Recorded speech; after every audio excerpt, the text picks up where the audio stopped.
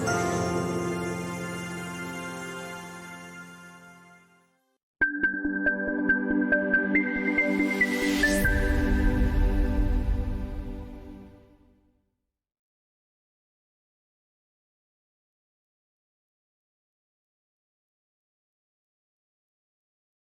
evening, Bhante and all Kalyanamita Sukihotu. I'm Aliana and welcome once again to Sutta discussion. Today is day 25 by Bhante Dr. Gangodawila Chandima. The next topic is Metta Sutta, which is the third sutta from the total of 10 sutta that has been chosen by Bhante Chandima for this sutta discussion. Whoever interested to join the Zoom class where we can engage directly with Bhante can contact us on Ti-Ratana Vihara Aman Perdana's Clan's Facebook Messenger. We are welcoming newcomers.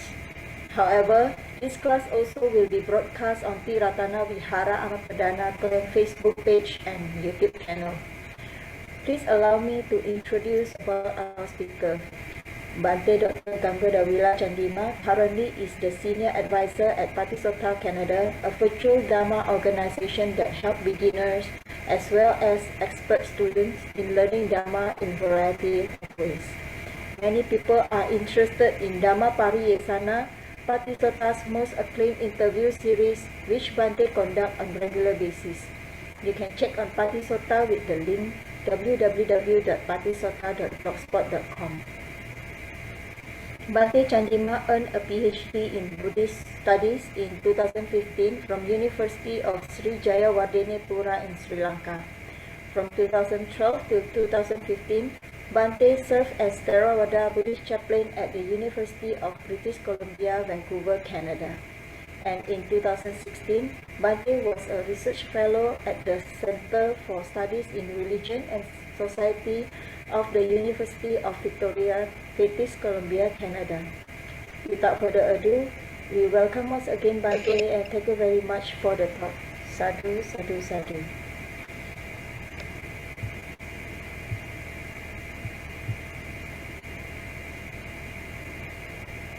Good evening, Ariana, everybody. Good evening, Bhante. Nice to see you, everyone. Welcome back to our Sutta discussion, day 25th. Today will be an interesting day because we're going to finish the Metta Sutta. Right? When you finish something good, you are almost like feeling happy about it, right? And the challenging part might be that I might ask questions from you. That's the challenging part. So today is the last day for Metta Sutta, as well as we're going to be doing the last verse in the Metta Sutta. Okay, so before we start off, let's pay homage to Buddha. Sadhu, sadhu, sadhu. Namo tassa bhagavato arahato samma sambuddhassa. Namo tassa bhagavato arahato samma sambuddhassa. Namo tassa bhagavato arahato samma sambuddhassa.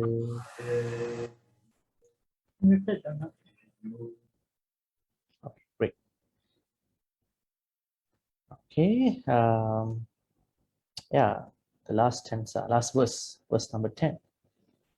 So, we have Waliana, Sita, have Kim, Lim, technical person here, Sadhuris, Vinita, Pungi, Rohit, and yeah. So welcome back. And so who would like to read the last verse here, verse number 10?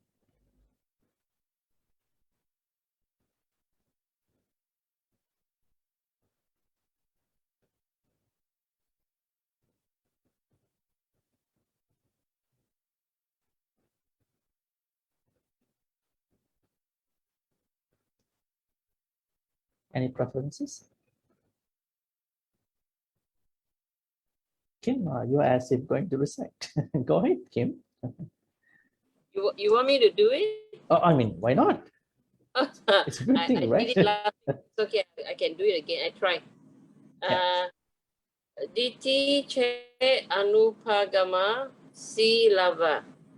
Dasanina sampano ka mesu vidya gadam. Nahi jatu gabasiyam punarati ti. Okay, sounds good. Dittincha anupagamma silava dassanena sampanno kamesu vinayya gedhang nahi chatu gabbhaseyang punare titi. Okay, so that's how we recite in Pali. So what's the idea? Actually, this verse summarizes the what do you call the fundamental idea of metta, through a deep analysis. That means this verse says, why do we need to practice metta? What's the plan? What is going to happen to somebody who practices metta and all that? Okay, let's find out the meanings. Okay, it's pretty easy. Yeah? This stanza is pretty easy to separate out. I mean, word by word translation wise. Dittincha. What is ditti? Ditti means views. I think you may have seen the WhatsApp group. There were a couple of sources that I sent. You could have seen probably a couple of sources. If you can refer to the group. Okay, so the first one is about, ditti, right view. The right view is a part of the ditti. The second source is about the greed. It's a part of the stanza. Gedham. And once again, the third source is about 20 kinds of Sakkaya Ditti. It's a part of Ditti too. And then the fourth one is about Metta. I quote Velama Sutta for something. Yeah, so there are four sources. I think you all can view. That's why I wanted to send earlier, because otherwise you might be, kind of overwhelmed with a lot of sources, right? How many sources are there for me to read? Oh, right, so now you can, leisurely read even while I'm talking. Okay, so here it says dittincha anupagam. Okay, not falling into any views. What is a view in Buddhism? Do we need views? If you run a YouTube channel, you like YouTube views, huh? Views. You want people to watch your videos. Huh? If you post something, you like people to like your post, watch your video, right? Probably comment, feedback on that. And then you like to express your own views, freedom of speech, right? You want to say whatever you want to say, whether other people accept or not. So views make a big deal. In Buddhism, honestly speaking, Buddha does not say that we have to have a view, because all views are ultimately giving us a hard time. Okay, all views, even the good views, are also giving us a hard time, because we're going to protect the good views, right view, isn't it? Because let's say that there is a very wholesome view, but if you don't understand that this is a view too, we're going to struggle, we're going to protect, defend. This is how you see some Buddhist groups clash each other. Huh? This is the truth. You guys not talking the truth. Even within Buddhist groups, sometimes, right? Why is it? They say, no, this is not real Buddhism. Huh? This is real Buddhism. That's the view. So they internally they clash too. That's why the Buddha said, no view is okay. But we should have a guideline. We should have a a road to, path to follow. In that case, I'm gonna give you a healthy, a wholesome, right way. I would say a wholesome way, because then you understand that there is a view that is healthy. But even after you follow that healthy view, I would call it samadhi, do not attach to that view too. So then we are not supposed to attach to any view, rather understand what's going on. So the last verse, the first line of the last verse says, Anupagamma dittinja, dittinja anupa, having not fallen into any view. How would you explain that in your life? Why are many people getting into problems in our life? In family, at home, at work, outside? Why is it? Why people try to make an argument? Why people try to fight each other? What's the reason? Is it because of something that is too complicated, or is it because of something that comes from a view, like Wrong belief? view. Wrong view. Yeah, wrong view, but they have views. So they are struggling with views, so that there are different attitudes coming up, right? So it happens that way. So the Buddha asks us not to fall into any view. Silava, I will go to individual sections later. Silava means, what is Silava? Virtue. We are asked to be virtuous. What is our virtue? What is your virtue, Dhamma folks? What is your virtue? Morality, sila. What is your sila? What is your sila? How do you call your sila? Somebody asked you. Panchasila. Panchasila. Panchasila is your sila. Is Panchasila an original invention by the Buddha? No. It was there even before the Buddha's time. So we call it a what do you call in Vinaya, we have two types of wrong things to avoid. One is the what do you call Panyati Vajja, right? Panyati Vajja means what do you call the precepts that have been laid down by the Buddha. And other one is Lokavajja. Lokavajja means the common, universally accepted I would say moral things, like, not to kill, not to steal, not to misbehave, not to lie, not to take what do you call beverages and food to an extent where you don't have sound judgment, right? Are they commonly accepted across the globe? Yeah, even in any country, be that a Christian country, an Islam country, a Buddhist country. So Buddhists should be overly practicing these things. So it's commonly accepted everywhere. No country says you can kill, you can steal, you can misbehave, you can lie, you can take alcoholic stuff too much, right? Every country, everywhere in the world, they have their own ethical aspects about these five. But what about the other stuff, other than those 5 precepts, like the Dasa Kusala, 10 Kusala? It's a Buddhist invention. So that is what we need to practice. So here, Silava simply means your own 5 precepts, at the same time the additional what do you call the kusala aspects. Dasanena sampanna. Dasanena sampanna means, what is the dasana? Dasana means your insight. What is your insight? Sotapatti insight. I think we done that in the Ratana Sutta. Our insight should be the Sotapatti insight. That means at least we know that this is the path that leads to the Sotapatti. How to become a Sotapatti. Our view should be that, right? We can discuss that later.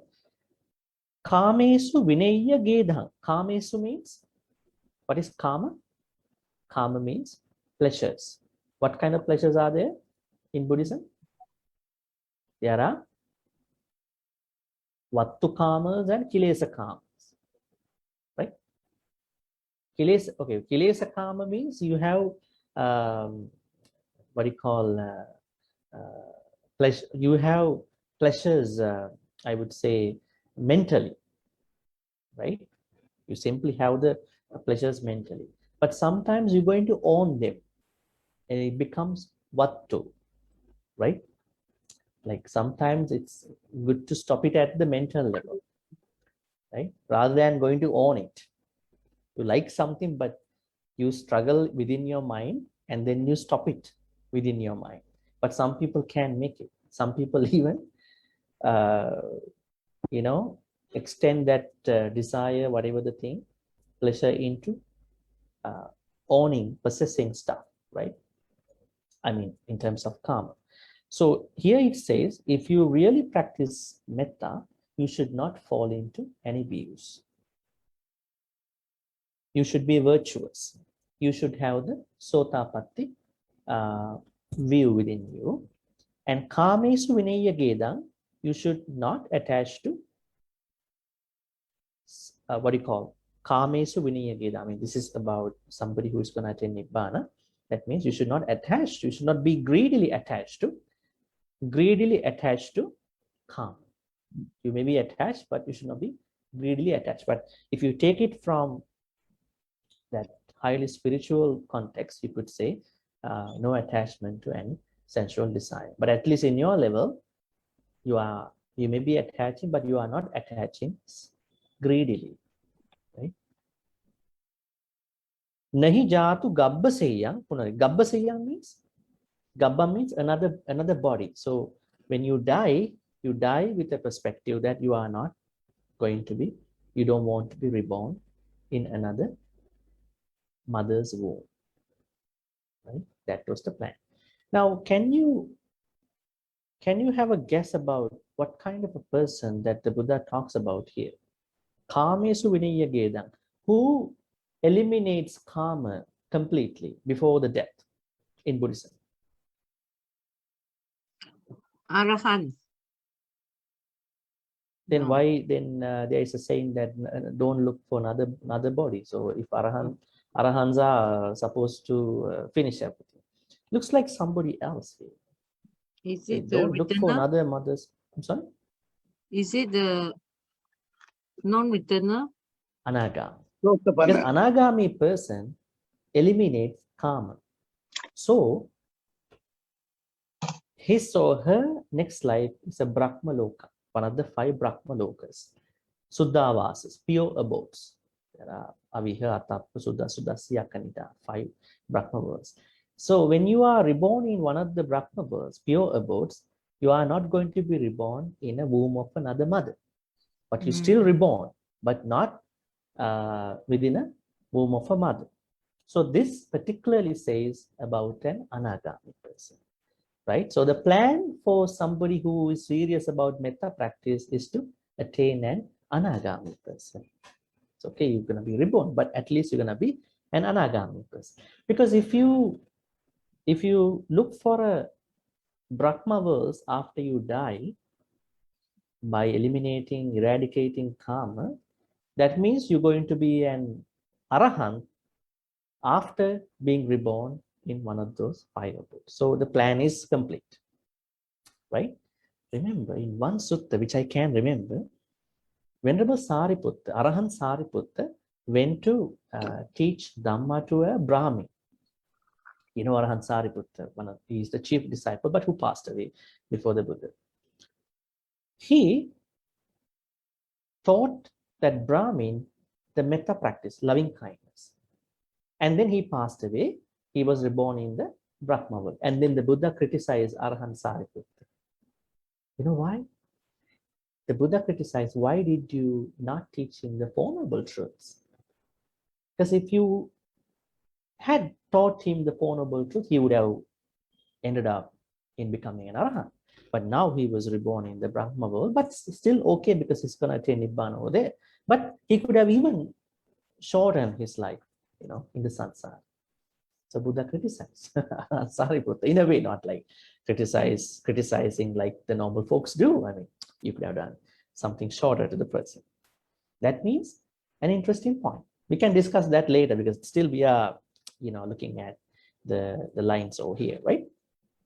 Okay, so the plan of the Metta Sutta is to become a skillful person with 15 skillful habits. Vinita, I know your questions. We're going to be discussing that. So those 15 skillful habits. And then once anybody is fully equipped with those 15, or to a certain extent, equipped with those 15 skillful habits, that person is starting the metta practice.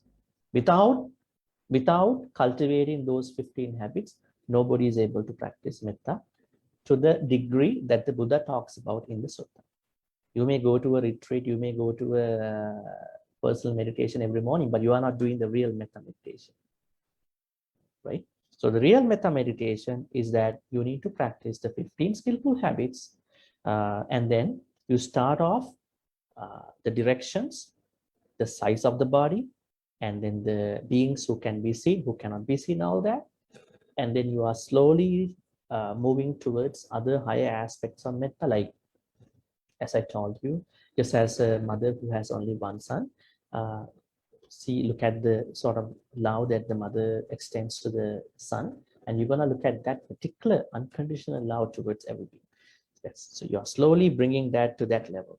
And then you are going to bring your metta to your postures, standing, sitting, lying down, walking, to that level too. And you understand at a certain point, like we discussed the other Friday, last week, that metta is the highest mood mentality that you can invest at every moment. So you are bringing metta to these levels, and then you are finally supposed to,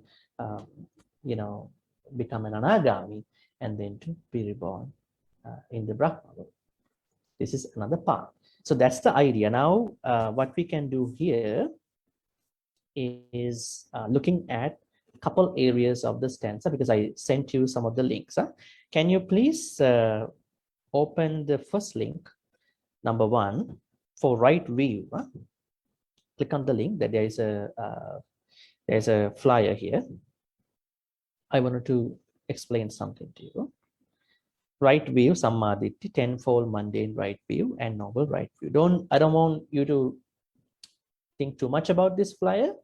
What I want you to understand is that the view has to be right. I mean, wholesome, Sammaditthi, right? That's what I want you to understand. If you can look at the flyer, all these are my own designing. So forgive me if there is anything that you might be uncomfortable to look at, but I'm trying to look at a way that you can understand this very well. You can see the Sammaditthi that has been practiced by the Seka and Aseka. Who is Seka? Anybody here who can tell us who Seka is? I think I explained to you some times ago. Seka. S-E-K-H-A. Seka. And Aseka.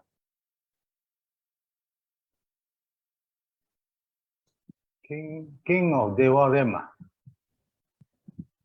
Not exactly. Who is Seka?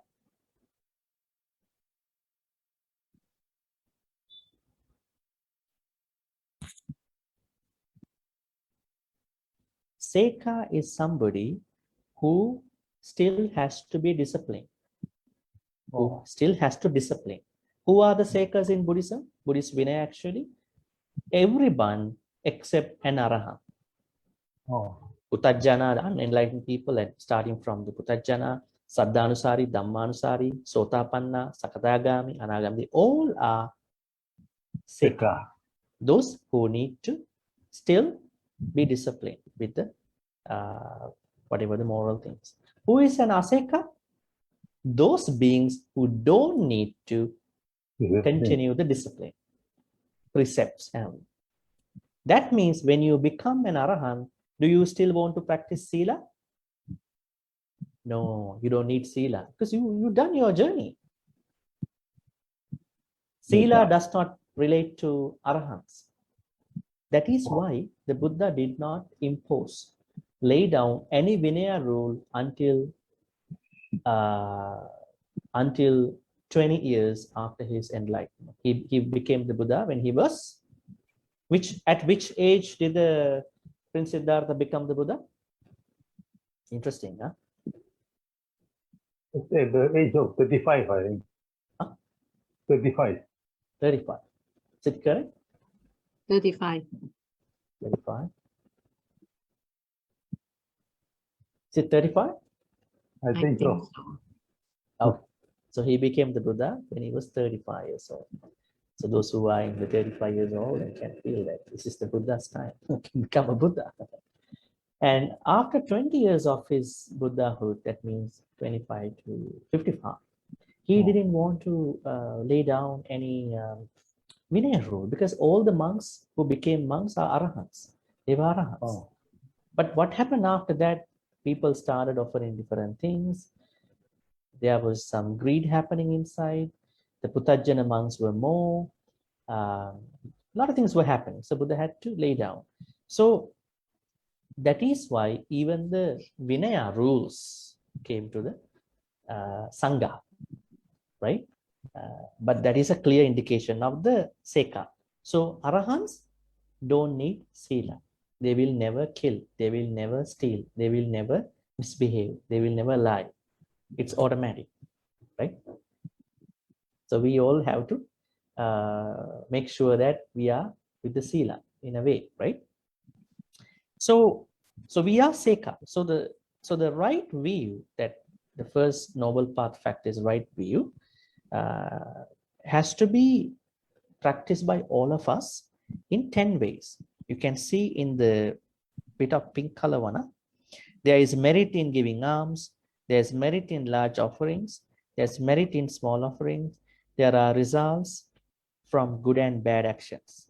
Mother is a special person, father is a special person. What does it mean? Mother is a special person, father is a special, what do they mean? That means my mother needs my attention, my support. My father needs that. If anybody does not care about their parents, they are not able to practice the path.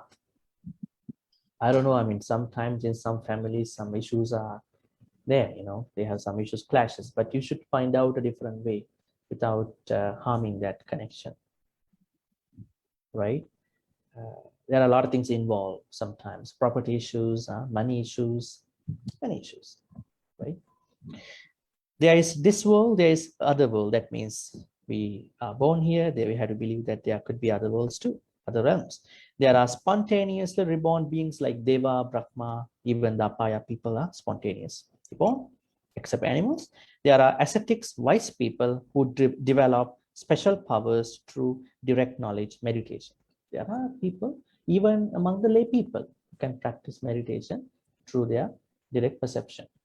This is the right view that is relevant to Putajjanas, to all of us. When you become an Arahant, you still have to practice right view. Now, although Arahants don't practice Sila, but they still have to practice the Noble Eightfold Path. But they don't practice the Noble Eightfold Path. They practice, how do we call that? They practice the tenfold Noble Path. Their one has additional 2. You can see on the other side. You can see, so those 8, and at the end, there are 2 factors attached. We call them Samma Jnana, Samma Vimutti. You can see Maha Chattarisaka Sutta, Majjhima Nikaya 117. So Arahants, Pacceka Buddhas, Samma Sambuddhas practice tenfold noble path. But for us, we are supposed to practice eightfold noble path till we attain the Nibbana. Now, the idea here about view is that we need the wholesome view till we, even after we attain Nibbana, even to attain Nibbana. So do not fall into what you call wrong views. The wrong views are those, there's no merit for dana, good action, bad actions, I mean demerits, right? Some people, they, what you call, they create their own views about, unhealthy views about themselves and the world and other people. So that is a big problem. If you look at some evil people, if you look at them, if you can't talk to them, even if you talk to them, you might feel that the problem here is not other people that he is talking about, she's talking. It's about not being able to set up, make his or her own view. That's the problem. That's why the Buddha said, don't start your Dhamma path with Sila. What did he say? What did he say? Sila, Samadhi, Panya is our way, the 3 disciplines. Where did Buddha ask us to practice first? Dana. Where should we start first? Dana. No, not dana. You may have practiced dana from somewhere, but we have to start from Panya. Because this, what you call, I'll let you know, there are some sections here. Sammaditthi, Sankappa, Vacha, Kamma, Ajiva, Vayama, Sati, Samadhi. So these are the Eightfold Noble Paths. Sammaditthi, Samma Sankappa, Samma Vacha, Samma Kamma, Samma Ajiva, Samma Vayama, Samma Sati, Samma Samadhi. These 8 Noble Path factors have been divided by 3 disciplinary aggregates according to the Chula Vedala Sutta. I can't remember the number. Majjhima Nikaya. Panya, okay, sorry. Samma Ditti, Samma Sankappa are called or are fallen into the category of Panya discipline. Samma Vacha, Samma Kamma, Samma Ajiva, these 3 Noble Path factors are fallen into Sila. Sila factor, the Sila aggregate. Samma Sati, Samma Samadhi are fallen into the disciplinary Bhavana. aggregate called Samadhi. Then, why then the Panya has come first? Because even if you want to give a dana, if you don't have Panya, what you do is you are creating ignorance with the dana. What is that ignorance with dana that can happen to you if you don't have the Panya that is being spoken by the Buddha in the Noble Path? Let's say you go offer dana, okay, may I be able to be reborn in heaven. What does that mean? You didn't have the proper wisdom to start your dana practice. Even the sila. Why do I practice sila? Because I want to. I know that petavattu vimanavattu. It says that I have to be reborn in as a good human again and all that. Then you don't know the core of Buddhism. The core of Buddhism lies with Sammaditthi. That means Sammaditthi Sankappa represent Panya factor. So Buddhism starts with Panya. Okay? Oh. Ends with Panya too. So the Sila Samadhi is between. But unfortunately, what people do is they start from Sila and just keep practicing Samadhi till they die. This is what happens to men. They start all the time with Sila and then they keep practicing some meditation, Samadhi. They never know what Panya is because the right views, right thoughts are not with them. That is why we always say we need proper guidance. Ill teachings are everywhere. Because if you don't know the core of Buddhism, anybody is gonna misguide you. Even what you learn probably might be a misguided thing to you. Who knows that we have to start from Panya? Huh? Is that a first-hand, is that a new teaching to all of you? Yes. It is a new teaching. Why is it? Yeah. This is because a good reading of the sutta is essential. There's no, I'm not blaming anybody. So we have to start with Panya. Because if you start with Panya, the rest of the small good things, dana, sila, respect, all the other things are being done by you with the samadhi factor. You have the Panya factor, right? So there is no proper guidance to many Buddhist devotees across the world because the problem is that the Buddhism has been an institutionalized kind of a thing now. So the temple needs money, temple has to establish things. So, you know, it's a different thing now. So I'm not blaming anybody, but so the places need support, right? Without the support, they can't run, right? But it's okay. They need support. They need donation. They need money. But after that, at some point, devotees or whoever should be informed that this is the path. This is how things have been given. At least they know, okay, I understand the contemporary Buddhist way and then the ancient Buddhist way, how things were given in the books. Anyways, now you know Ditti. What is Ditti here? We need Samma Ditti. I think Aliana once asked me about then what is Sakkaya Ditti? How do we take it? Sakkaya Ditti is a very preliminary kind of a view because the first fetter, the thing that we have to eliminate in our Dhamma path is Sakkaya Ditti. Okay, Sakkaya Ditti is very interesting because you might be surprised how it works to many. If you look at Visakha, the Upasaka Visakha, she became a Sotapanna before she was married to somebody. and she was married, and then she got babies too, right? She was a Sotapanna. Then how does that happen? If you become a Sotapanna, still you want to marry? Yeah? Why? Why is that? Sotapanna does not mean that you eliminate your karma. Sotapanna means you understand what you means. What you means is a bunch of 5 clingings to yourself. And you know that. But you still carry on yourself. Okay, I'm going to marry, but I know who is I. I means a clinging to the 5 aggregates. This knowledge. How many of us in this society know that there is no I, you?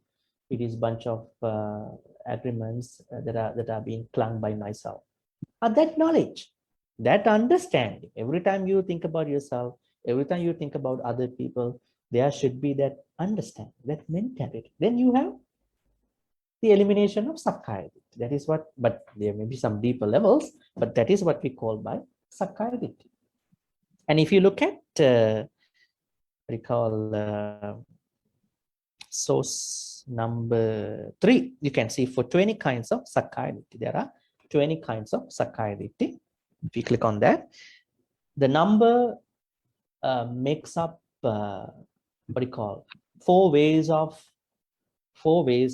identifying you. Let's say Rupa, Vedana, Sanya, Sankara, Vinyana, form, feeling, perception, volitional formations, consciousness. And then you cling to each aggregate in 4 ways. Not only you cling to you in 20 ways, but also you cling to other people in 20 ways too. And how many Sakkaya ditthis have we been maintaining in our life? Okay. Our suffering, our pain inside when people get changed, when people don't work, behave the way that we want them to behave. We are struggling, right? We might be talking a lot of things, but at the fundamental level, we might be struggling because we want these 5 aggregates to work the way that we want, right? So that is Sakkaya Ditthi. So it is a fundamental view about the view. Okay, it's not the what you call Micchaditti. Micchaditti is such kind of a very excessive way of viewing the whole universe, including oneself. Sakkaya Ditthi is a fundamental thing because you still have Micchaditti till you attain Nibbana. That's how I'm going to separate out. Although you eliminate your Sakkaya Ditthi at the point of Sotapatti, but still you have Micchaditti till you attain Nibbana. That means Micchaditti is the expanded version of the wrong way. But Sakkaya Ditthi is an entry point that you at least you understand who am I, who are others, and all that. Okay, that's enough for Ditthi. Yeah? Any questions about Ditthi here? Now, yeah, sure. Oh, sorry. I have a question because I'm very interested in the concept of Titi as like a view as a whole. As also from the Metta Sutta that we just discussed about the verse as well, you mentioned that Titi is too attached to Titi, either a good, a bad, the right view or the bad view. Yeah. If you attach to it, at the end it could cause internal and external crash. So I was just wondering how to practice. Yeah. Because I actually have that quite a lot in my office. We are very multicultural with different culture backgrounds. So sometimes I do hold that feeling of I want to explain, this is my belief version of Buddhism. Yeah. This should be, I do have that, and I realize that it caused very much negative emotion and it's still stuck to me. So how can we practice to not attach to those feelings in daily life? The idea is we can present our views without attaching to what it is, what they are. That is the plan on a secular, like your level. I mean, as you said, many of us level. So I was trying to tell regarding the Noble Eightfold Path. In the Noble Eightfold Path, there is something called Sammaditthi. If you look at many suttas across the canon, it says Ditti is a problem. Ditti is a what do you call a desert. A desert. You never find the truth with dittis. right? Then why do I have to, the Buddha asks, why do I have to present you another view, like a healthy view? Because if I don't present the view, then people at least don't know how to map on, how to navigate their path. Because of that only, I'm gonna give you the Sammaditi. But even for Sammaditi, you should not attach. It is just a starting point. Because at that time, it is said there were 62 views.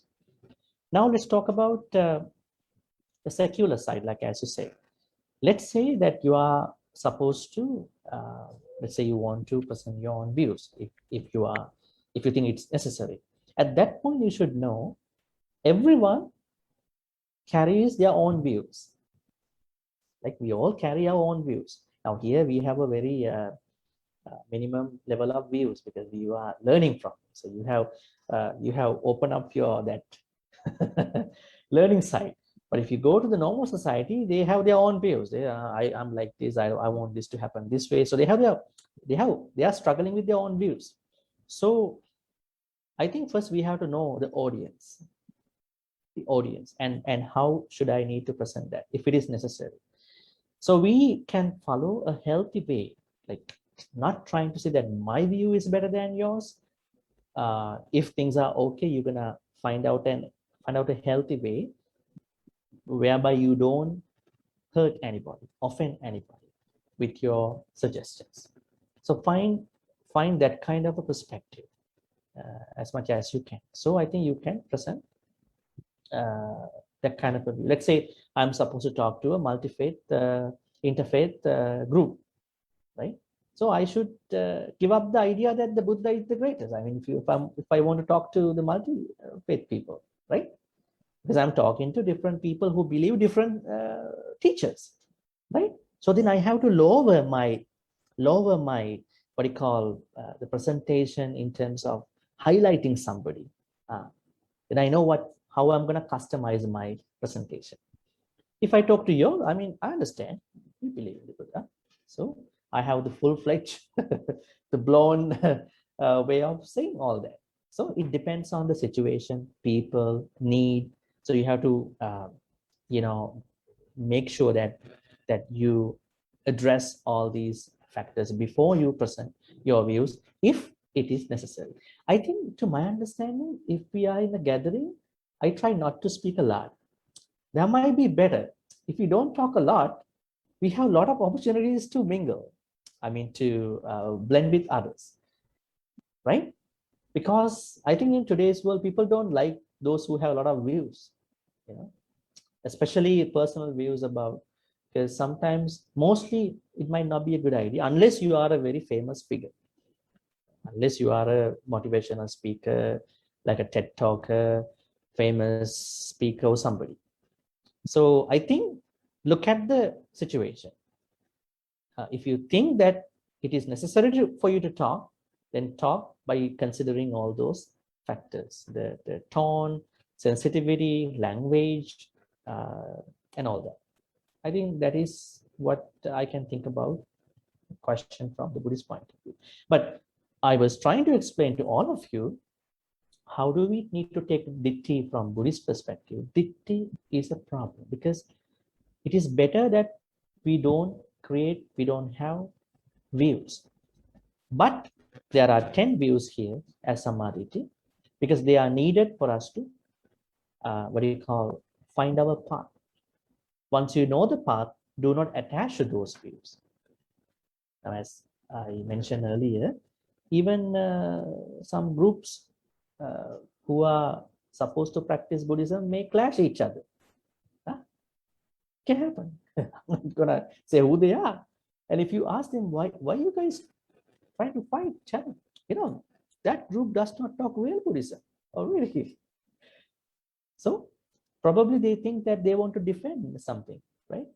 So if you are a real Buddhist, then you should know that how to present your thoughts, probably without making them views, and making sure that everyone is okay, and then you are dealing the truth. So that's what we have to understand. We need kind of a view that is Sammaditi, but do not attach to it. Just use it, then do not attach to that, again, because you have a view in that sense. It's like a framework. Any more questions about the different words, ideas in this stanza?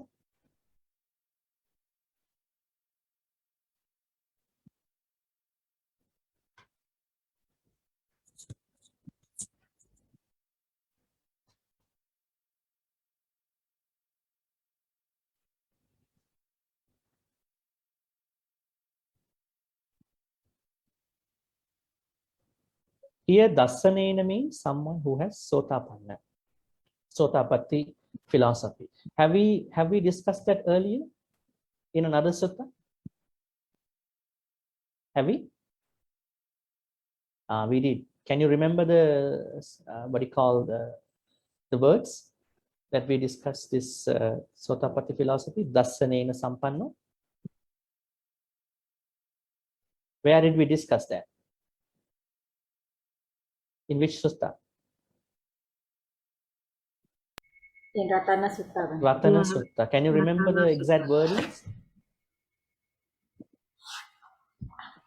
Sahavassa dassana sampradaya kayassu dhamma jahita bhavan. Yeah, Sahavassa dassana sampradaya. Dassana sampradaya and dasanena sampradaya. Same. Sotapatti philosophy. Sotapanna philosophy. So that means when you complete your metta practice, then you don't have views attached to, and then you have a good level of your sila, and you have the sota. That means you don't have sakkaya ditthi, vicikiccha, silapada, paramasa. And on the other hand, why is it necessary for someone who want to practice, let's say who has to finish the metta practice, devoid of, free from the ditti? If you have a lot of dittis, can you practice metta? Can you practice metta when you have a lot of views? No. Very difficult, huh? It's very difficult. Let's say you are somebody who you call, I don't want to say XYZ people, right? I'm a this kind of a person. Once you said I'm a this kind of a person, the rest is going to be a challenge to you, publicly and privately. Once you declare, right? In Buddhism, we don't want to be too much or too less in anything, right? Because we respect everybody. Right? Nobody should teach us that we have to respect everyone, because in metta practice, we have to respect everybody. Right? Right? Can you just give me an example of somebody who might take a view and then try to separate that person from outside other people? Let's say I am I'm so and so. Once you said I'm so and so, the rest that is not a part of your philosophy, other than for research. So say you make it like public declaration, going to be not comfortable to you, especially in your thoughts. The Buddha said it is going to be a problem. If you want to practice metta really well, that means you need to be able to see everybody in their own ways without marginalizing, separating them. Okay, any other questions?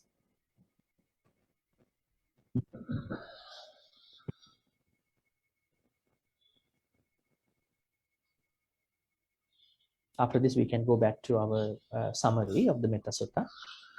Expect some questions before we jump into that. So let's finish this thing. Any questions about this beautiful end of the Metta Sutta? So this end is very beautiful because it says that no views, should have sila, should have Sotapatti philosophy, because you are going to attain anagami because of the metta, and you are not attached to karma, I mean greedily, and then you are not expecting another womb of a mother, because you're going to be a Brahma in one of the pure abodes, right? Have you ever heard the goat Sakka? You know, goat Sakka, right? Who is that? Who is he? Indra. Not Saka. Indra. Bhante. Indra, that is one of the King of the terms god, that is is, it? Is it Yeah. king of the god? The What's kings of the god. yeah, king of the god. Actually, he is not king of the god, because the king of the god is Vasavati Mara, because he's the highest one in the heaven. But Vasavati Mara is a bad guy, even in the heaven. So from the good devas, he's the head. Out of the good devas, Tavatinsa's head god, the Sakka or Indra, is the highest. Now, have you ever heard the wish of every Sakka before he passes away? What could be his wish before he passes away? It is said that, let me ask you, maybe you have something to say to me. What kind of a wish? Because you all sometimes wish to become a deva at a certain point. What kind of a wish can there be for a Sakka before he passes away? It is said that Sakka wants to be reborn in the Akanitta Brahma world. Very interesting. Then I was checking that sometimes ago and found out in all the other Brahma worlds and the heavens, there is a seniority of the age. Let's say you are reborn today in the one of the heavens, or in other Brahma worlds except Akanitta, you're going to be a senior Deva, senior Brahma. But in Akanitta, it means you have the same age like them. There's no age problem. In Akanitta, you're going to be attaining Nibbana also there, and there's no age problem. So you are all as the same Akanitta Deva, the Brahma Deva actually. We call them Deva, normal Deva, and they are called Brahma Deva. Brahma Deva. Interesting. So the idea here is that Metta Sutta talks about the objective of Metta is to become an Anagami person before you die, and then you are supposed to be reborn in the one of the 5 pure abodes. Okay, any questions about it? The last verse. If not, I will take 1 more minute.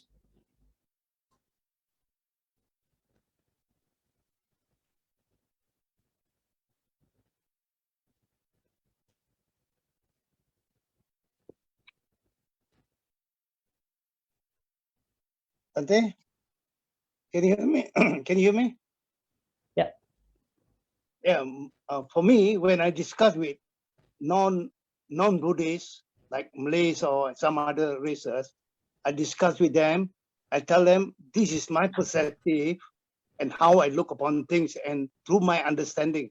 If you all don't agree, by all means add in and make some adjustment so that each and everyone be happy with the Dhamma talk. Normally, I do some a little bit here and there Dhamma talk with everywhere I go, no. So I tell them, don't just simply agree with me. If you don't agree, by all means, we can always discuss or tell me your point of view, why I'm wrong, and we can correct ourselves and make the conversation better. Is it somebody see that way? I think I like the way that you explain, because you started this way. This is my view. I don't know what you like or not. At the end, you said you can agree or disagree. You know? I also want to learn if there's something that is not clear to me. That is a good way of putting that on there. Like definitely because in today's world, if you don't have a view, you are not considered also, right? It's a contemporary problem. In today's world, people like other people have some views, especially for some of the philosophical kind of views, right? Yeah, let's start from there. Yeah, as you said. And then, in the middle of the conversation, you are going to say to them, yeah, this is what I know. You may agree or disagree, but I also want to learn from you. Because in Buddhism, we have this open philosophy, openness. Yeah, that's a good way. Because we don't say that what we know is the highest to somebody. Rather, we say, this is what I know. Remember what monk Assaji told Upatissa and then Kolita, right? Remember? I think- Sariputta. yeah, one of them asked, can you teach me about what your teacher taught you? He said, I don't know a lot of stuff, but I know one thing. Ye dhamma hetu pabhava, tesang hetu tathagatuva, right? So I know the Patissamuppada formula, but even that formula is not something that is really, deep enough for me to explain to you. So we should have the willingness to learn if you really want to have the conversation.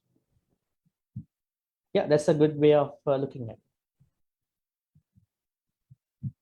Bhante, I think Zita posted a question in Yeah, the chat. I guess how to different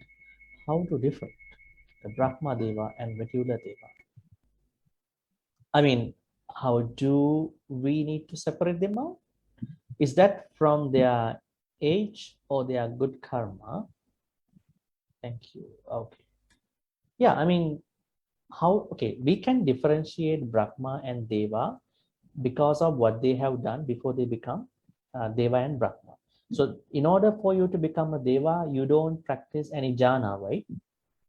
You don't need jhana practice.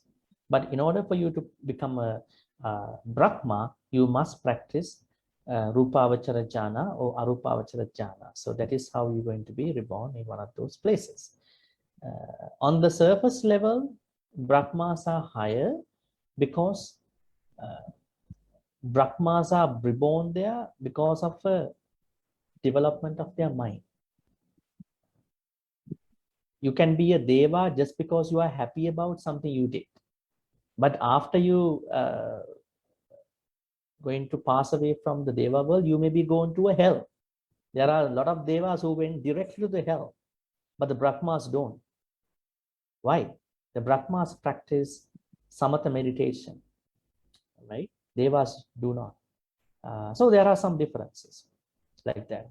But Tusita Deva, they have a difference, but we cannot specify one or the other. So what I'm telling you is that it's better to become a Brahma rather than a Deva. But as I told you, the Buddha criticized Arahant Sariputta for teaching a Brahmin, be a Brahma. He criticized because you did not teach the Brahmin about the Four Noble Truths. So you had the answer. Okay. Okay, if there are no questions, I'm going to teach something perhaps at the end of the summary. I'll leave it for summary. That is Velama Sutta. So let's go back to Metta Sutta because today is our last day about Metta Sutta. I might ask you questions. But before my questions to you, I think I have to answer a couple of questions asked by Vinita. Vinita asked me, she sent, I think you can see what she sent here in the group. She sent I guess, a text. I think this is a Metta Sutta text. I checked. So, Vinita, this is a Burmese version of the Metta Sutta. Okay. In Burma, they chant every sutta with their, what do you call, at the beginning of every sutta, they have their own verses. Like you can see here, Yassanu bhavato yakka neva dasanti bisanang yang hi cheva nuyunjanto yattin diva matandino sukang supati suttocha papang kinchina passati eva madiguno petang not paitanga parittantam banamahi. Then the famous sutta starts, kicks in karani metta kusalena. So till that part, it is a verse, or these are verses made by the Burmese monks. So there's no difference that we need to understand. And then you ask another question here. Okay, I think this is a part of our questions. Okay, my first question to you is that how many skillful habits are there in the Metta Sutta? 15, Bhante. 15. Okay. So can someone share with all of us what they are? Looking at the stanzas, how do we have to take them? How many verses deal with these 15? Only 2? 3, I think. 3 verses, but Yeah, the three. third verse does New not one. deal everything, just 2 lines deal with the 15. So how do we need to take the 15? We have to take verse number 1, verse number 2, verse number 3. So how do we take skillful? How many skillful habits are there in the first verse?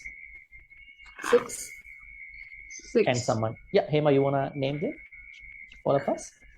Sakko, Uju, Okay, Sakko is Uju. number 1, Uju Uju number 2, Suju number Uju 3, number 3, Suvachu number 4, 4, Mutu number 5, 5, 6 is Anatimani, Anatimani. number 6. The first stanza has 6 skillful habits. Okay, so it's pretty clear for all of us. The first stanza has 6 skillful habits. Let's go to the second stanza. Who wants to name the skillful habits? Maybe I can ask from somebody else. If not, I'm going to ask Emma too.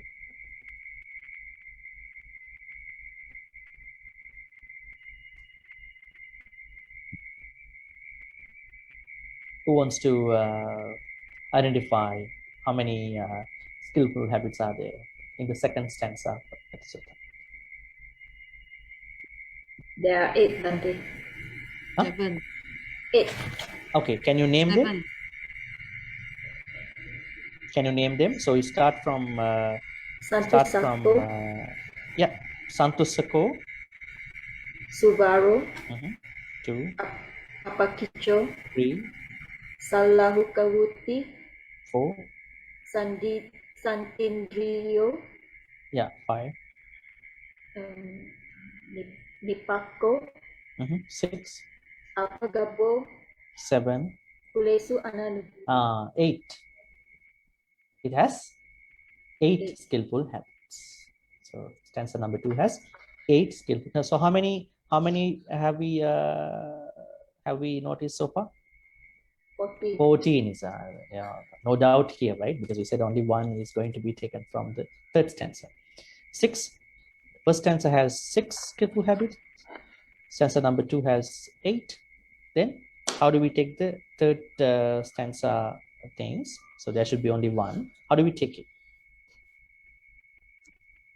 Vinita, I think you asked the question. Can you give us a try? How do we take the 15th one, Vinita?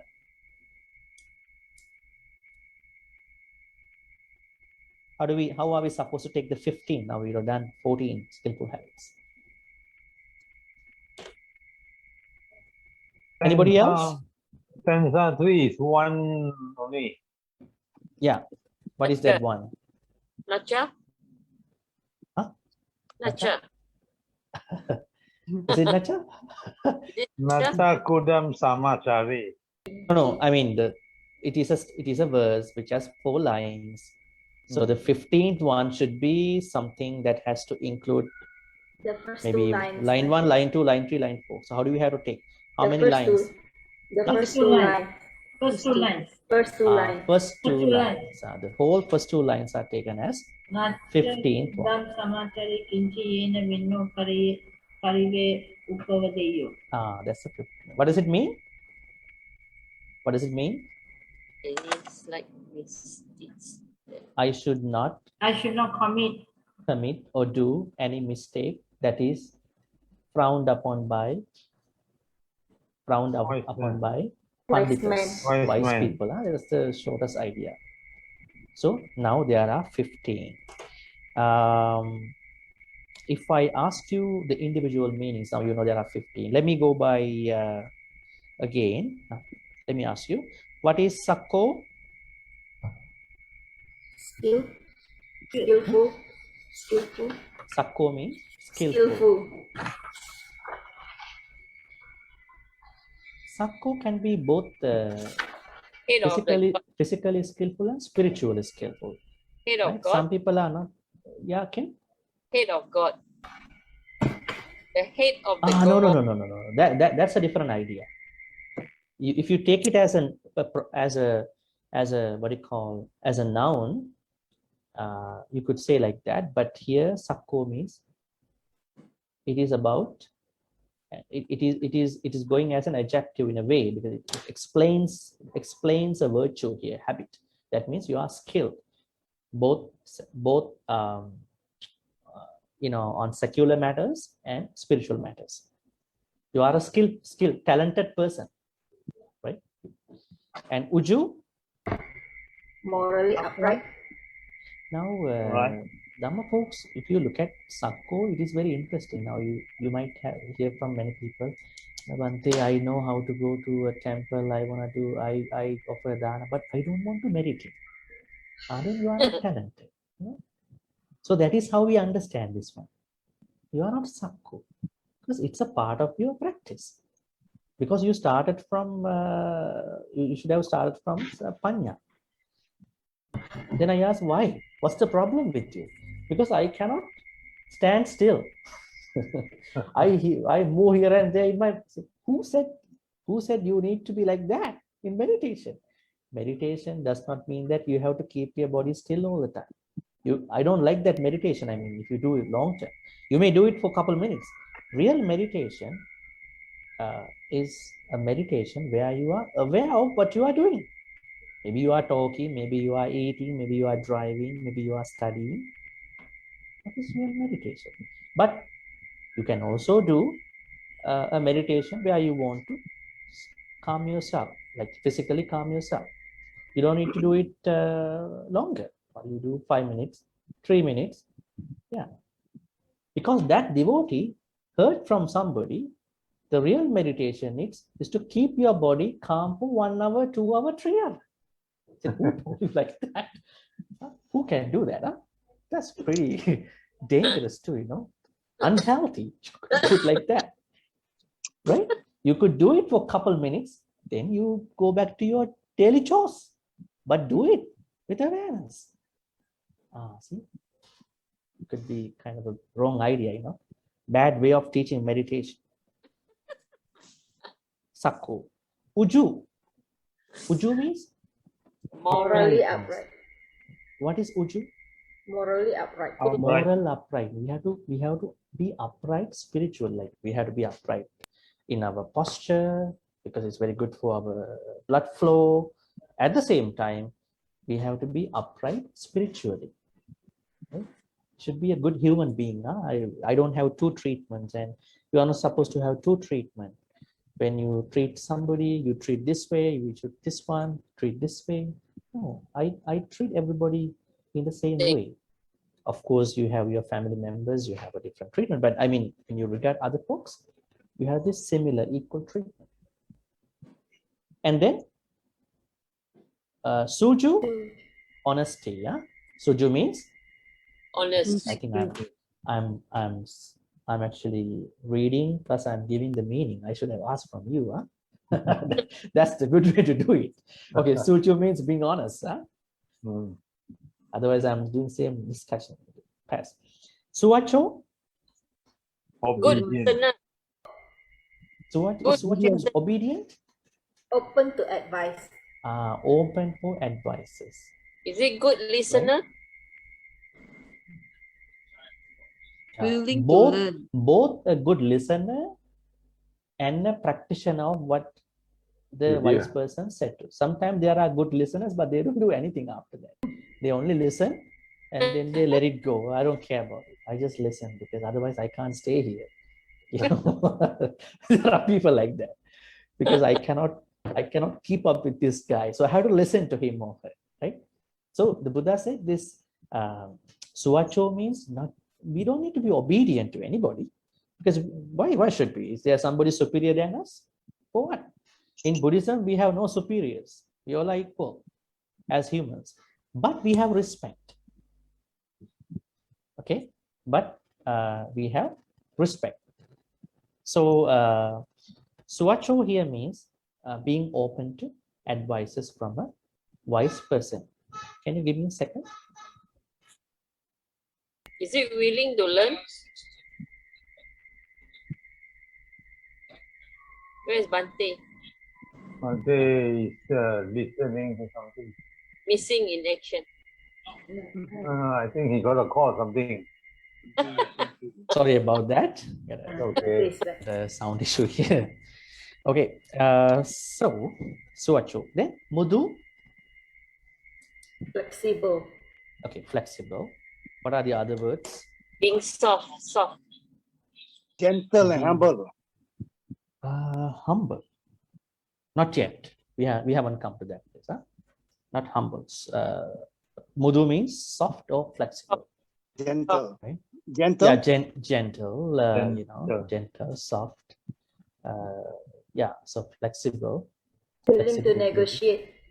Yeah, being able to negotiate well. You know, when you deal with some other people, you can't negotiate with them. What they say is the last word. Huh? That's not a skillful habit. They can't practice Dhamma. They think they practice, but they can't. They are not moving. They're just stuck in their life. And Anatimani, Humble. Not to yeah, be proud. Anatimani, yeah, humble. Then what are the other words? Not being Not to be overly, proud. I would say not being overly proud. We might be proud about some stuff, but not overly proud about stuff. Okay, and then we go to the second stanza, which has 8 skillful habits. Santussako, Content. Is it? Contented. contented. How do we explain this? Contented. Is it satisfaction? It is not satisfaction exactly. You may see it as a satisfaction, but Santussako means that you are content, Contented. right? In our life, you could see that there are people who you think that they should be happier than you. In Buddhism, we look at a life that has a lot of quality, not a lot of comforts. Sometimes you see in a minimal life, probably a life that you don't ever think that this life has a lot of quality. So happy. I'm working 24/7 and I'm with a lot of people, but I don't feel happy about my life. Why is it? Because I'm not spending a quality life. But there may be other folks who don't work that much, who are not that busy too. There's one quality that is coming up, the coming word, and but they are happier than me, right? Why is it? Their life is full Easy. of quality. Yeah, I mean, the way how they handle their life is with full of quality. It's a quality life. So quality life not basically comes from money. It comes from the way how you manage it. One of the things might be money, because we all need money to the level that we want to live. Not too much money, I mean, right? So what you call Santussako comes from that kind of a background, that kind of perspective. So looking at the quality life, and you are very happy about what you've been doing so far. It's a very good feeling, I think. Nobody can give you, only you have to make yourself in your past and now in the future. Subharo. Subharo. Not to burden. Easily supported. Easily supported. Don't burden. Subharo. Not to become a burden to others. Do people depend on others? Are you happy about it when others depend on you? Sometimes. Money, sometimes. There is a level that we can do that, right? But when some others going to be too much burden to us, it's going to be a problem. What about you associate somebody who is very independent, an independent person who does not ask things a lot, who is always helpful? Everybody is happy about such people, right? Not everybody can be though such. So here Subhara means although you are a dependent or not, but you don't give a feeling to others that I'm a burden to you. Always can be careful of how you mean to them, how you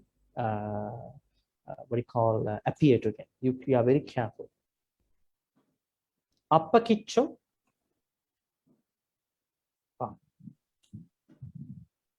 Not being too busy. Appakicho. You Not can ask being from those people who are not talking a lot. How about Rohini? Rohini, you hear us?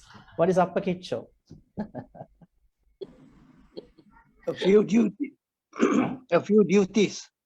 Few duties. Can we survive with few duties? Can we decide our duties? It's not that easy, right? But we should be able to keep our work in a way that we are not too busy. Because if we are too busy, it's not a good thing, right? Because we should have some time for us, in your case, for your family, for your children, right? Otherwise, no life. No Yeah, life. see, that's the good way of saying. Otherwise, no life. If you don't make time for you, there's no life for us. That's a very good way of saying. Yeah. And then, so what's the opposite of appakiccho? Bahukiccho.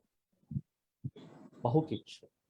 I'm so busy, Balanced yeah. life. When I can't talk to you now, I'm so busy now.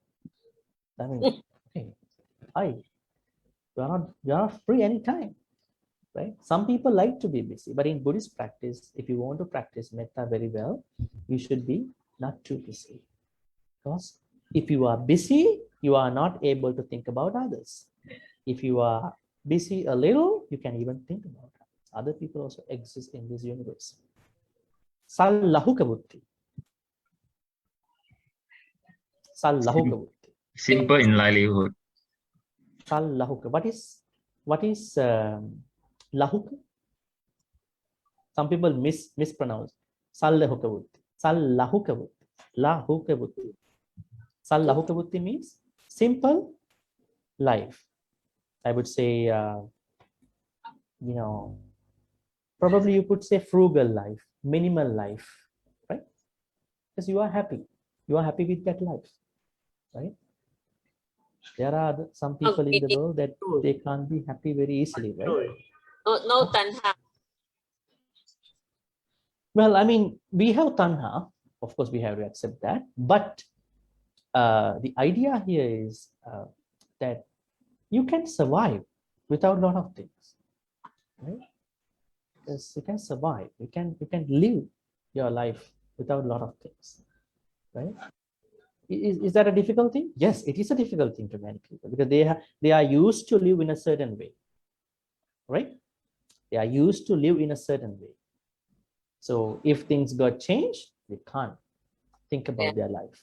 So to minimize that thinking, the Buddha said, no, try to understand different cultures, different ways of life. So you can become a minimal person if you can, if you could. Santindriyo. What is Santindriyo? Control. Your eyes, ears, nose, tongue, body, and mind. Your body is calm. Your senses are calm. So you should be able to calm yourself. That is a very good, skillful habit. Nipako. Why? Clever. Discreet. Nipako means discreet. Appagabbu. Not judgmental. Unassuming, non-judgmental. Yeah, I mean, those folks who are not judgmental are people who everybody want to talk. They are open-minded. Lesu is right? Now, with families. who's that? I hear you very well. Is Vinita talking? It's not Vanita. I think it's some background. I think. Okay, background noise. Okay, great. Now, I think a lot of problem in this society start from judging others. We may judge, but there's overly judgments happening, and I have noticed that a lot of people want to talk to somebody who is open-minded, right? Because it happens, right? They say, my XYZ don't listen to me. I have something to say. Probably this might not be very important, but I want to tell this story to somebody, right? That person doesn't want us to respond anything. I want to tell this to you. That's it. You don't need to reply. That's very interesting because the persons in their life don't listen to them, right? because they think they are overly judged. They are very good people sometimes, very good people, but they don't listen. Because if we have a poor communication, that life is not flowing. Even you are married, even you are so much busy with your work life, you know. So that's why a lot of people are looking for people who they can trust, and they want to share the story. They are happy. I have nothing in my head anymore, or whatever. Open-mindedness, not being judgmental. Apagabu. Kulesu ananugittu. Not attached too much to family. Not No attached attachment. too much to. I think you all are attached too much to your family. That's a fact. You don't need to lie about it. Huh? You all. I mean, it's normal, you know, natural. But what does it mean? It says, do not attach to your family greedily, with greed. That's the point. Don't bring greed to your family, right? Of course, we know that you all are too much attached to your family relationships, and you know, if you look at your family, your husband, your wife, your children, even your grandchildren, you're so attached, right? But the problem is greed. If you attach too much with greed, it's going to be a problem. It's going to be a very big problem. But if we have a lot of love for the young children, automatically you Yes, become It's very natural. attached to them, and naturally you want to feel concern and all that. Yeah. Like now I'm a woman, so if I see my grandchildren, there's so much love. Yeah. I see them, it's so nice. They come and see me only once a week. So when they come at a time, I'm overwhelmed with love. So then I feel maybe very greedy, but cannot have. That's the problem. if you bring greed, it's a problem. I'm okay that you are overwhelmed with love because they are your grandchildren. You're happy. You have lots of love, but don't bring greed to that, because greed happens when you think, okay, I'm gonna leave them one day. I'll be able to be with them longer. This thinking, you know. So you are doing your responsibility, your whatever, because they are your family members, right? But not create greed, because if you create greed for anybody, even your family, even anybody, that's not good for you, right? To all of us. When they grow up, you begin to realize.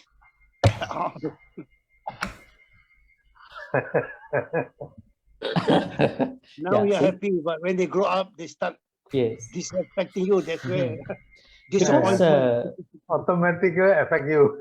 Yeah, the other way of looking at it is, if you are greedy for anything, then you have a cost to pay. Yes. Let's take food. You are greedy about dessert. Then you will have to pay a cost for that in this life, and then with a lot of suffering, and then you may create next life, right? So every time greed creates a cost, physically and mentally, right? So that's why we have to minimize that. Yeah. Okay, and then we're gonna go on to the last one. Summary. Yeah, Nachakudang Samachari Kinchin. I think I already explained to you that you are not going to make any mistake that is frowned upon, that is criticized by the wise speaks. Yeah, I mean, you're concerned about other people, good people. Even though they frown upon you or not, you're gonna be a good person. Otherwise, you might check, are there wise people? There are no wise people. I'm gonna do the bad thing now. And that doesn't make sense. Whether there are good people or bad people, you are a good person. Wherever you go, you are a good person. That's how you're gonna take it. But if you are a good person, if people hear that you did it, you have lots of criticism, right? Yeah. Okay, so those are the 15 skillful habits. Now we will move on to any questions out of these 15.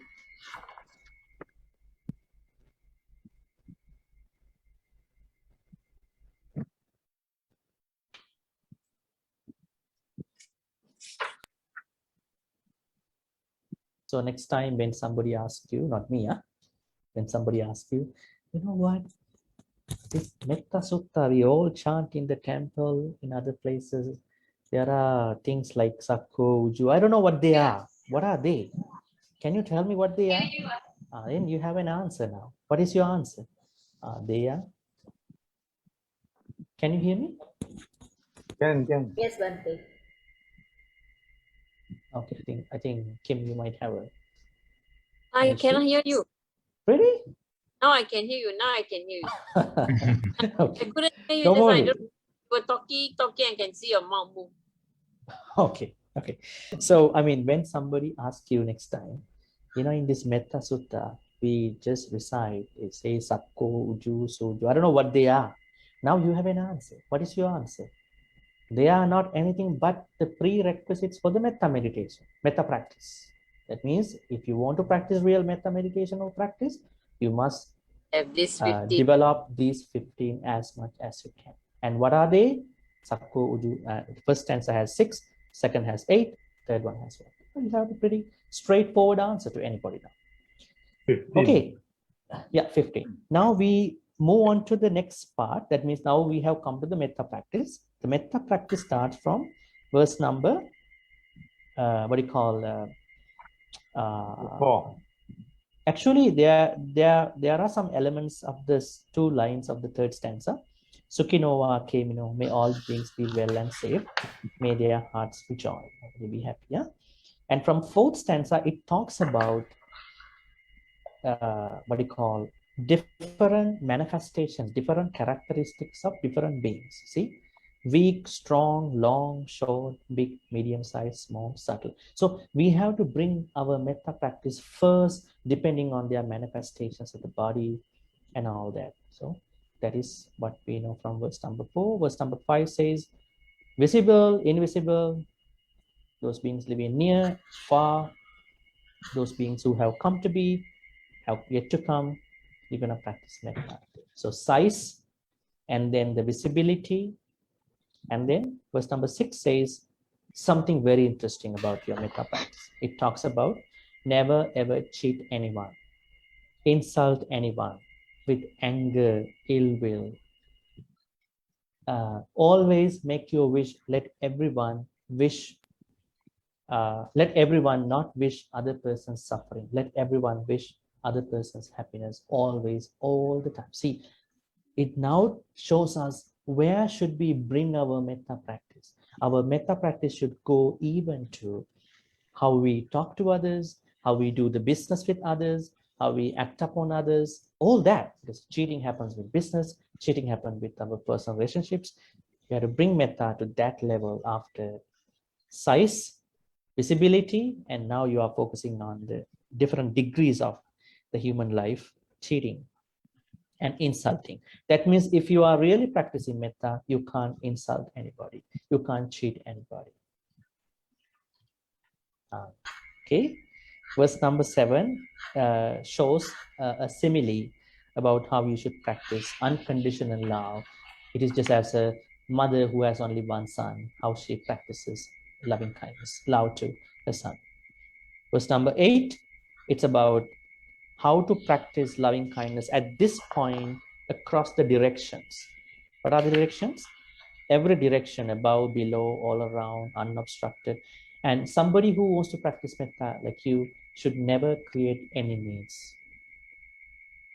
Have you heard some people who want to practice metta and in that practice they made enemies too? There are some folks like that, as I told you.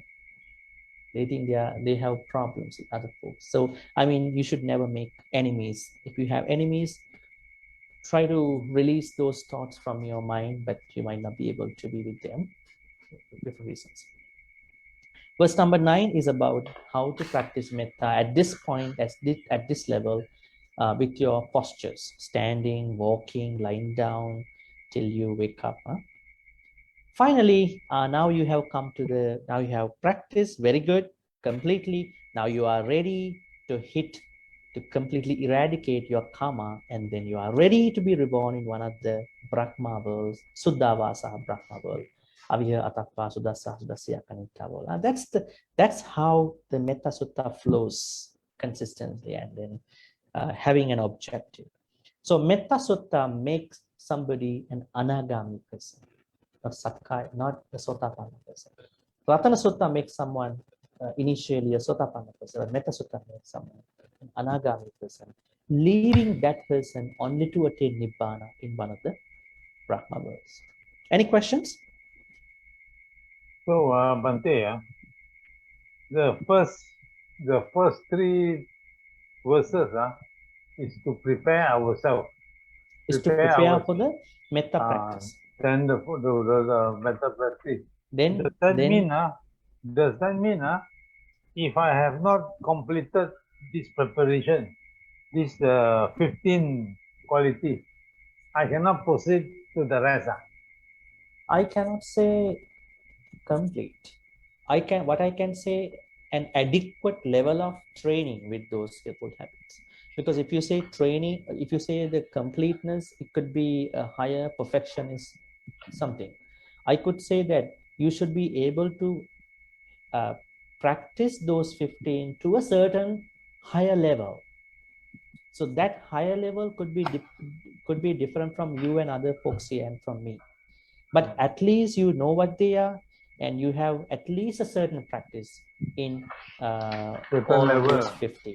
I can't say you have to complete them, because if you want to complete, it could be a very higher goal. But at least you've been aware. At the same time, you have a practice to a certain extent, certain satisfiable level, degree. Okay, so ask me. Okay, Kim, you have a question? If you have enemies, also you cannot practice Metta. Not like that. What I was trying to say with the sutta is that enemy. Who doesn't have enemies? Even the Buddha had enemies. There are some enemies which we don't know. They are enemies, unless they hit on us. Okay, you are an enemy. Today only I know that you don't like me, right? So enemies can be everywhere. So what I'm trying to say is that don't create enemies. Don't create. There are some natural enemies, right? But don't create enemies, because if you are a good person, you are not creating enemies. So if they want to be your enemy, then let it be. Yeah, who cares? Because Yeah, there are different people in this society, right?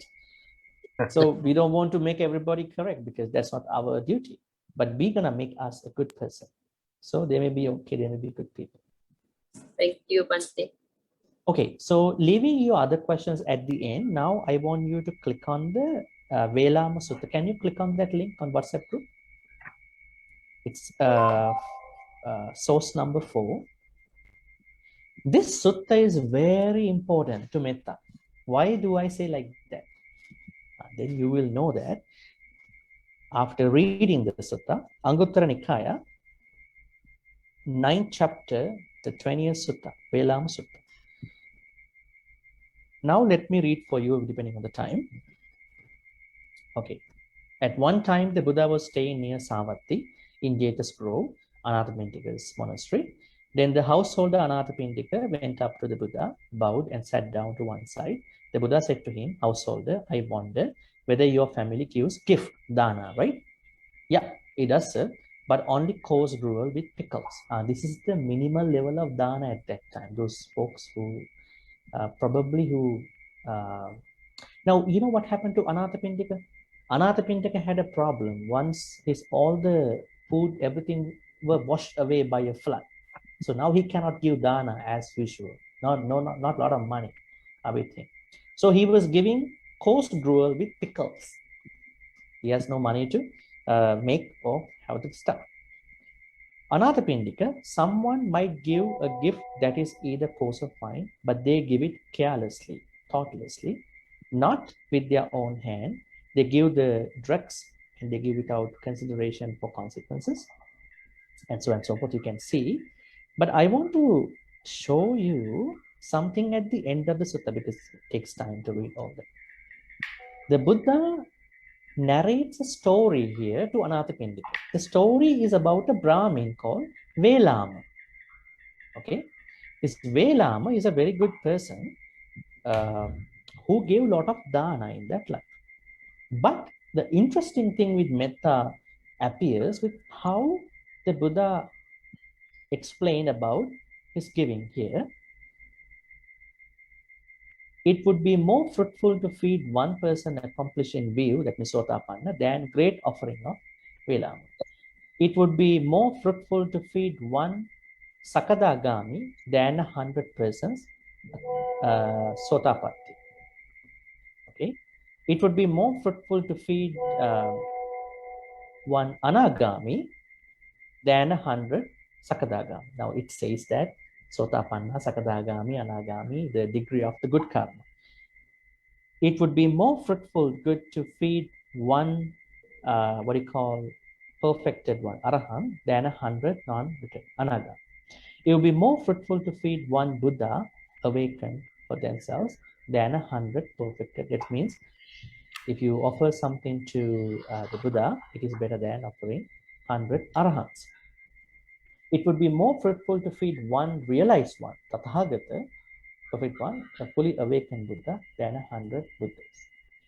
To be more fruitful to feed the mendicant Sangha headed by the Buddha than to feed one realized one. That means if the Sangha is with the Buddha, if you offer, that is more beneficial than just offering to the Buddha. So the list goes and goes over and over. And at the end, you can see it would be more fruitful to undertake the training rules, Panchasila, not to kill living beings, not to steal, not to misbehave, not to lie, not to take alcoholic drinks and drugs, than to go for refuge to the Buddha, the teaching, and the Sangha with a confident heart. Pretty interesting. It says that if you take 5 precepts very well, that is very high. But the interesting thing comes after. It would be more fruitful to develop a heart of love, metta, even just as long as it takes to pull a cow's udder than to undertake the training rules. If you practice metta for a short time, that is even better than the sila, right? So then it says, it would be more fruitful to develop the perception of impermanence, anicca, even for as long as a finger snap, than to do all of these things, including developing a heart of love for as long as it takes to pull a cow's udder. So the Buddha says practicing anicca for a moment takes over all the other things. And practicing metta for a moment is higher than offering even dana to the Buddha. What does it mean? The practice of metta is very high.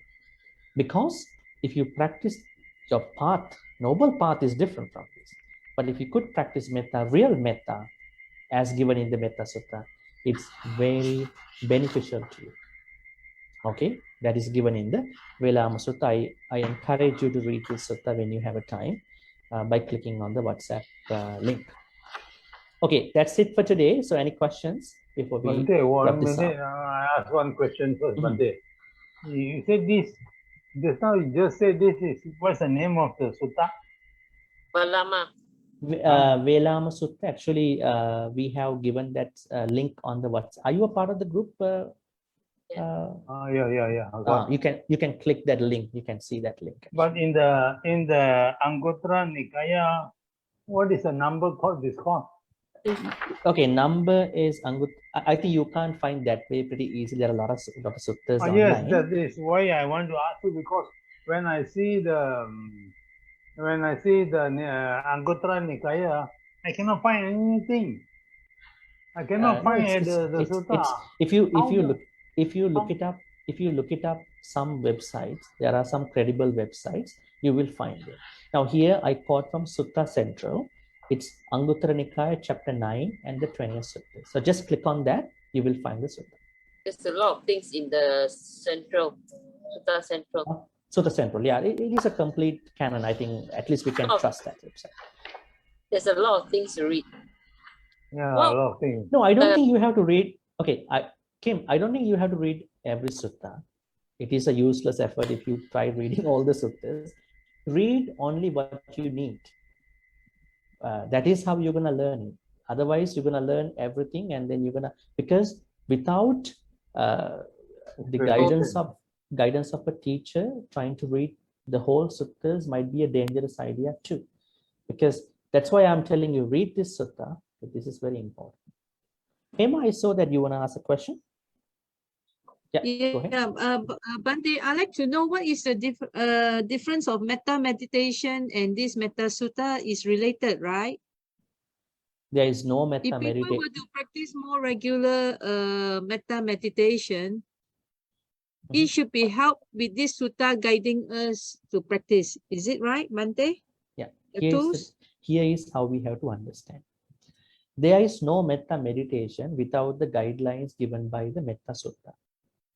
Okay, that means the metta meditation that is practiced by many people in today's world should reflect what is inside the Metta Sutta. But they might not reflect them in their way of practice. They might reflect them. So any metta meditation practice, here's I'm going to tell you. Metta meditation is not a meditation. It's a practice. It is an attitude thing, right? So this size, direction, it has to be an attitude, has to be a perspective. It is not that you sit down and then just think about something. But you can do that also in addition to this thing, just to develop some thoughts. So metta practice is an attitude. So that in order for you to develop that attitude, you need to do, as I said here in the sutta. So when you talk to somebody, should I do the metta practice, metta meditation? You have to start, you have to do the metta practice. And that metta practice has to be in your metta meditation. That is how we have to take it. So it looks like it is the basis of the metta meditation, the teaching of this sutta. Okay. We don't have something called metta meditation in the first place. Metta meditation is comes at a place when some people think how to practice it as a meditation. Actually, metta is an attitude. That attitude has to make up us according to these lines, these advices. And then it will itself become the meditation. So, but I doubt most of the metta meditation in today's world reflect what we see in the Metta Sutta. I don't think. I doubt. I highly doubt.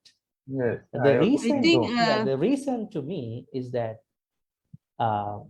one issue is that if you look at the Metta Sutta, I know that a lot of people know the translation, but they don't have a deep reading about the Metta Sutta in terms of the Pali meaning. That is the issue here. So what they only think is, oh, I just practice metta to everyone. That's it. How come you're gonna do that without knowing each individual teaching in the sutta? But it's also a practice, a tool whereby we practice from being from selfishness to selflessness, isn't it? Because then you extend out. Yeah. That is a part of the modern metta meditation, right? But the idea of the metta meditation is to hit the anagami level, right? Okay. That is how it was supposed to talk. But in the modern metta meditation practice, what they do is, this is how they're gonna say, you know how much you love yourself, and I don't think you love the same to other people. You have to extend to other people, right? Yeah, this is the same idea that is given in the sutta. But how do we do it? Just because I think may the same love go to other, does my love go to other people? No, I have to know how it works. It works only by understanding the degree, the deeper levels of metta, at the different sizes, and different perspectives of metta, like not cheating, not insulting, right? So the modern metta meditation has to include all that was given in the Metta Sutta. Otherwise, it's going to be something different. Bhante, what is a cow's udder? Cow's udder. Okay, don't take it too seriously. Cow's udder means a female cow. Where the milk comes out. Yes. Yes, the Buddha used those ancient examples. We need to be worried about, Yeah, Aliana, you asked a question? Yeah, Bhante, I would like to ask about Velama Sutta. Yeah. Yeah. I mean, who is the one person accomplished in view? one person accomplish? Yeah, it would be more fruitful to fit one person accomplished in view than that great offering of Velama. Sotapanna. Sotapanna. Because Sotapanna is the one who has the accomplished view. Sotapanna philosophy. Dasanena Sampanna. One's returner is Anagami, right, Bhante? One's returner is Sakadaga. One he Sakadaga. is born again here. Non-returner Non-returner is Anagami. Anagami. Oh, non-returner is Anagami. That's the plan here in the Metta Sutta. Any more questions? I see a question given by Sita here. Bhante, if there is someone who counts us as enemy, we can't stop them sometimes. As Kim said, hating us without any reason could be, but if we keep having loving kindness, share the merits and being nice to them, will they open their heart and be nice to us and change from enemy to be a good? Yeah. It depends, Sita, because now look at Devadatta, the monk Devadatta. Buddha was very nice to him. He didn't even ask monk Devadatta to leave the temple, but he was very mean, even till his last moment, right? So don't expect good things from enemies. This is my advice to you. You become a better person, you be a nice person, but being safe with working with them. Make sure that you are okay, safe, but don't expect good things, but you continue to become a better person, good person to them. They may be good people sometimes, they may not be good people. We cannot guarantee about it. That's the answer. Now, Vinita, you asked a question too. Yeah, Venerable, having said what you have mentioned about Metta Sutta, our practice for Metta, but I'm trying to relate that with the Buddha, sharing it with the monks. I have an understanding that he shared this sutta is as an antidote for them to conquer. Or are we trying to say that the monks didn't have this practice, and that's why the devas in the forest were Disturbing them. Okay. Had a reaction to them being there? I don't get that correlation between what we have discussed. Let me connect that to the story. With the background story. Yeah, let me connect that to the story here, the background story.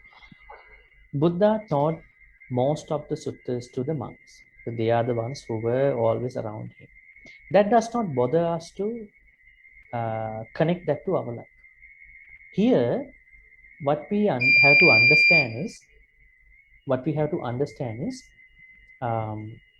these monks are monks who have not attained anagama. Okay, so he was simply giving this advice to them. Actually, why Buddha had to teach this sutta was that they returned from the forest to the Buddha, saying that we cannot keep doing our monk practice over there, right? So the Buddha said, you learn metta and go to the same place, practice the metta again, and then stay your vassa over there, right? So Buddha taught them how to overcome the problems came from the tree spirits, Rukkadeva, right? That is what happened in the story. And we have to assume that these monks are not yet attained anagami. That is why it says, nahi jatu gabbasayang punaveti. There may be some monks who may attain nibbana in this life, but most of them we have no idea. But how do we take it to us? In a way, metta practice is common to all of us, not to a monk, not to a nun. It is a common practice to all of us. So we learn in that way. That is how we have to see the connection to the background story. Does it make sense to you? Yeah. Sorry, Venerable. The issue with my thoughts is because you see, I had the understanding that we have to have our morals, and then sila, bhavana, then only we can develop our wisdom. But now you have mentioned that we have to go straight to panya and then start backwards. That So is my, that is can't not get my, that. that is not my personal thinking. That is how it was given in the suttas. Oh, okay. Okay, but the people who don't know this, they explain, start the practice by the sila. That is actually, that practice was of Jains, the Jains, Nigantanatha Putta's practice. They start from the sila. Buddha said, no, sila without the right view doesn't make sense. You should have the right view, first. right intention first. Samadhi, samma sankappa. When you understand your view, right view, and when you have the right thoughts, only you practice sila part. Now in modern day Buddhists, they start from sila. They think sila is everything. They will never go anywhere. They are stuck between samadhi and panya. Different things, and they stuck, stagnated. Right? And they are asking how to attain nibbana. Now I said, the problem is your starting point. Now they already stagnated. Oh, I've been practicing dana, sila, but I don't feel that I'm moving anywhere. You are stagnating. You're stuck in there because you started from the sila. Right? So panya is the starting point. How do we start panya? By practicing samadhi to sammasana. Okay. Then sila. What is sila? Sammavaca, samma kammanta, sammaca. Then samadhi. What is samadhi? Samma sati, samma samadhi. Is that it? No, again panya. That panya is the higher panya. That is the nibbana panya. This is the normal panya, starting from the what do you call, the normal level of panya. And because you should have an understanding of your path, otherwise you can't practice anything. So I would say, starting from a normal level of panya, and then get into the sila, and then the samadhi, and then end up with that higher panya. Panya, sila, samadhi, panya. That's the way. Okay, I think we've been taking a lot of time today. And I took time because today is the last day, not last day of the Sutta discussion of the Metta Sutta. And for next week, we're going to start a brand new Sutta. The Sutta name is Siggalovada. And I think that we're not going to read the Sutta because the Sutta is too long. What I'm going to teach you is that probably I'm going to find out kind of a tutorial where we can have a simple meaning, and we're going to look at the sutta from specific points. For example, let me give you some heads up. Siggalovada Sutta is the discipline of the lay people.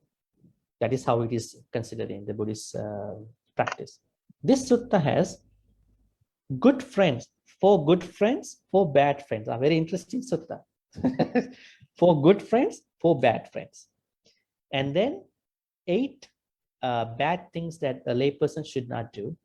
And then different responsibilities between parents, children, parents, teachers, students, teachers, wife, husband, wife, friends, other friends, these friends, employers, and then employees, monks, nuns, devotees, monks, nuns, and so much more. So I'm going, because I'm not going to read the whole sutta because it takes time. We don't have a lot of time for that. I'm gonna highlight these areas every day. So every day we're gonna learn something very substantial. So probably will take a couple of months, but at the end you will learn the crux, the core of the sutta. But will we get notes? Notes mean kind of a tutorial, right? Yeah, I'm gonna give you, so you can. Perhaps I'm gonna say, okay, can you pay attention to this area of the sutta, or something like that. So it's pretty easy. So you have the document, you can see only this area, you can. Maybe you're gonna make a printout over something, so you're gonna only highlight that area. It's pretty good. All right. Thank you. Okay, any more questions before we wrap this up? Will you be sharing the sutta, or you want us to print out from internet? No, I'm gonna give you a text for this, a Okay. translation for this. Probably the text and the translation too. So if you could print out that text and bring it to the class, much better. So you have a pen and then you're gonna just highlight the areas so you know what we are discussing.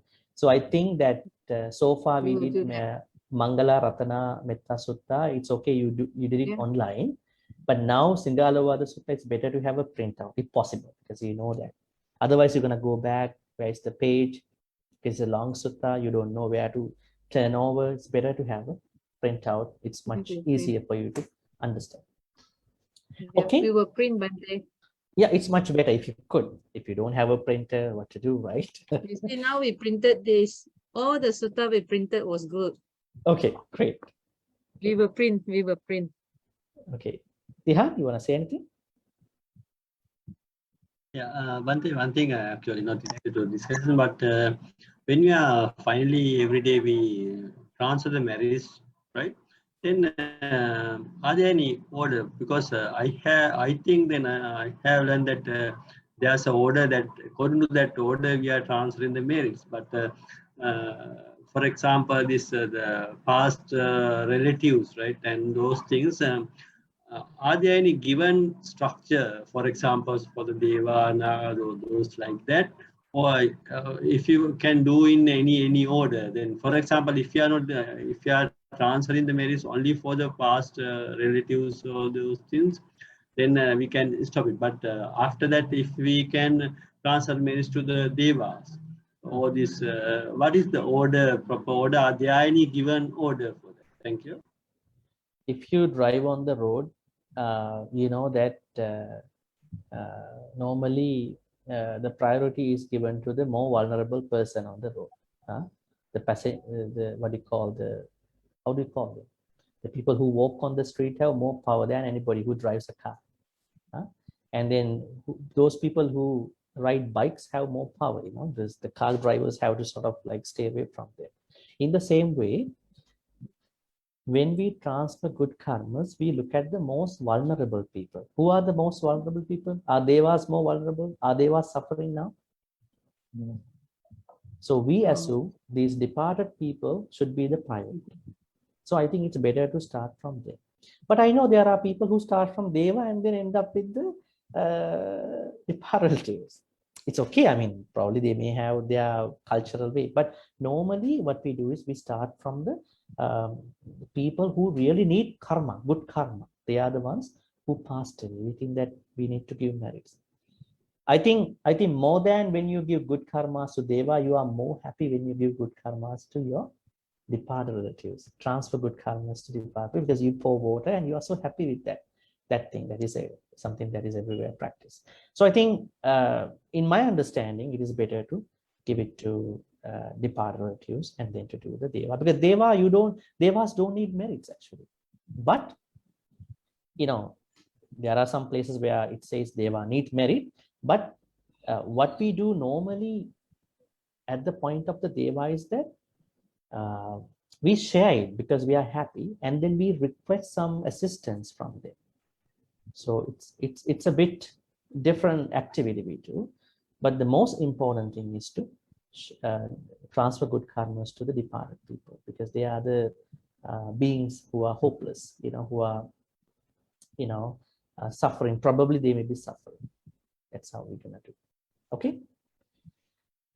Okay, so let's transfer good karmas to departed people. May all the good karmas that we've been accumulating to this extent of our time be transferred to all the jnatis, especially the departed relatives.